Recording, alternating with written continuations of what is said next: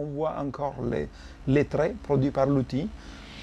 C'est une gravure aux traits croisés, incisée dans le sol de la grotte de Goram à Gibraltar, sous des couches accumulées par les Néandertaliens.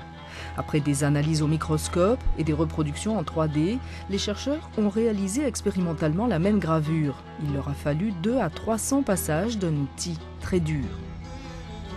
On a pu montrer que ces traits sont bien le résultat d'un travail délibéré d'un graveur qui a approfondi le trait par un passage en partant d'un point jusqu'à la fin du trait de façon répétée.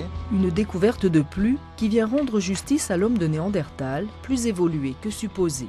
Nous pensons être, nous, hommes anatomiquement modernes, la seule espèce élue, mais on se rend compte que nous faisons partie d'un continuum dans l'évolution culturelle et que nos ancêtres avaient, par exemple, probablement les Néandertaliens, la possibilité de créer des cultures matérielles symboliques.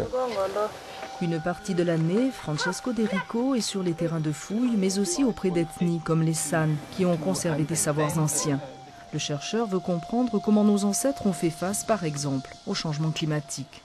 On se rend compte qu'en effet, l'histoire de l'humanité a été aussi une histoire d'échecs et que certaines innovations que nous considérons acquises ont été dans le passé perdues à plusieurs reprises et certaines des innovations que nous possédons pourraient aussi se perdre dans le futur. Une vingtaine de scientifiques à Bordeaux et Bergen en Norvège ont participé à ce programme financé par l'Europe, 2,5 millions d'euros sur 5 ans. Quant à Francesco De Rico, coutumier des publications dans les plus grandes revues scientifiques, il va recevoir la médaille d'argent du CNRS.